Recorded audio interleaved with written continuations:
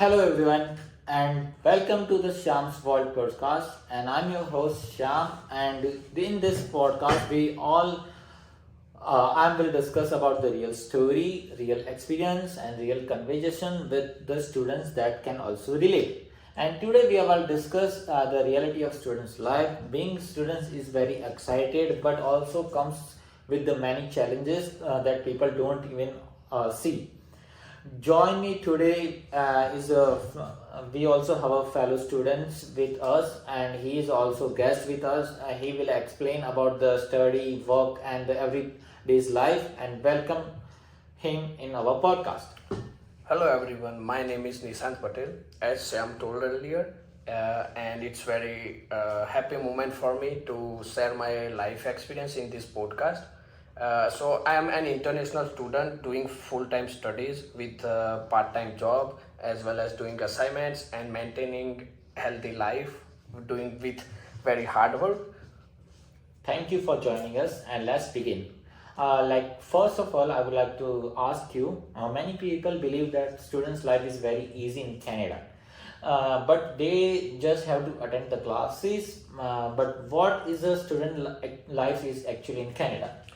So, to be honest, Sham, student life in Canada as an international student is not just the things of doing study. Yeah. It's beyond the study. Like if we really see from inside, I am doing studies full time as well as doing part time job as well as doing assignments and all the workload. Try to do maintaining healthy lifestyle. So that's a myth about the thing that the student life in the Canada as an international student. Okay, I'm also completely agree with you. And There is nothing quite like it. Welcome to Tim Hortons. Our coffee is rich, dark, and always fresh. Tim Hortons. Always fresh, always delicious. I would like to discuss about the second question. One challenge many students face in the money in the Canada. Yeah, so first of all, as we like everyone knows that currently it's very hard to pay the fees for the course and studies and all the things. So if we talk about here, we have like part-time eligibility to work here in Canada. So that's a far more a way to even fee pays the fee for the education. Even if we are paying like good enough our expenses like groceries and transportation and all other our expenses, then beyond those money we are unable to pay fees from our jobs. So it's very hard to pay here fees. We have to ask some monies from India to pay the fees here, so it's very hard as a part-time to pay the fees here. That's also very true. I also believe those kind of uh, challenges we are also facing. And I will go for the next question. Like balancing work and the study is really hard for in Canada or not? To be honest, it's really hard and it's very hard Yeah. to maintain the life, even with the bunch of assignments as well as the workload, as well as if you are like newcomers in Canada and doing studies, so you will have like more tension to get the first job. Even when I came here, I was like doing nothing for almost like 4 months.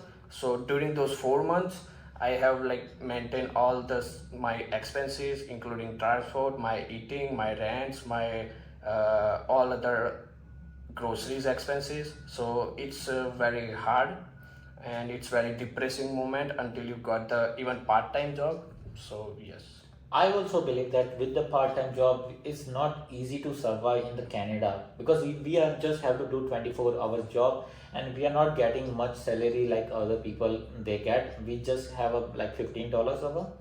Yeah, so we have like $15 basic pay, and as an international student and part-time worker, we cannot get like more than a 15 to $16 because it's like basic pay here, and every like employer don't want to give more than like 15 or 16. So it's just the basic amount we are getting. That's true. I would like to ask one question. Currently, a lot of students are facing in like Canada, especially in the Edmonton. Like you also heard that we like a lot of students get a refusal because of non-credit course, and in the Portage College, am I correct? Maybe, and in that college, I heard that like almost every student get the refusal. And do you think that's a fair? Absolutely not, because when the average students apply for that course, they already mentioned that it's eligible for the postgraduate work permit. So it's on my point of view, it's one type of fraud. So if I talk about my scenario, I took the non-credit course in McEwan, and that was the full stack development. And it was clearly shows that it's a postgraduate work permit eligible. But I haven't applied for postgraduate work permit. But the staff from the McEwan, they are totally raising their hands, and they are totally moving the issue towards the IRCC. They said we are not responsible if IRCC giving any advice. So we have to follow their instructions. So it's one type of fraud with the students. What about those all students who took loan from their back home and they paid their fees, and they again have to do the another course to get the 3 year of work permit, and if they will not able to pay the fees, they have to go to the back home, and that's not their expectations, right? Because they see the dreams of working also in the foreign countries. So they must have to give the 3 year of work permit to the all students, those who are applied for the postgraduate work permit eligible courses.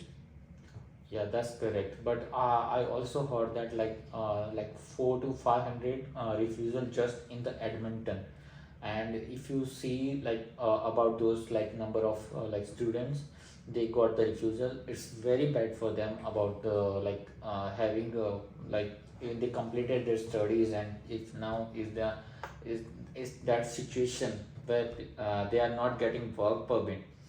So it's very bad from the student side also. Yeah, so it's like obvious if somebody paid a lot of fees and lot of put the hard work in their course, and at the end they comes to know that they are not gonna get the postgraduate work permit, which is a good chance for them to cover their all fees and all. But this time it's a very depressing moment for all the students. Like some of the students are getting like taking too much tension for that. If I talk about one of my friend, he took the first year course in McEwan, and that was the non-credit, and currently he completed his second year course from the Calgary State College, and then he applied for the postgraduate work permit, and he just got the 1 year of work permit because of his last course was credit course, and he got the 1 year of permit from that course, not the McEwan's course. So totally there should be 3 year of work permit, but he just got the 1 year of work permit. So he is now pretty depressed about that thing. So it's like giving too much controversial things about this decision from the IRCC. So they should take care of all these students. That's good, because currently law, like I heard that IRCC doesn't like support on the student favor, and that's also very depressing for the students, because they are paying a lot of money. They are taking the loans from like their mother, like from their where they coming from, and they have to pay money from the back. So it's very hard moment for the students who live in the currently this situation. And thank you, Nishant, to come in my podcast and share your experience with me. And Thank you, sir. thank you. Juggling studies, work, and life? You are not alone. Tune into the Shyam Vault, real conversations for students. Listen now on Spotify or Apple Podcasts.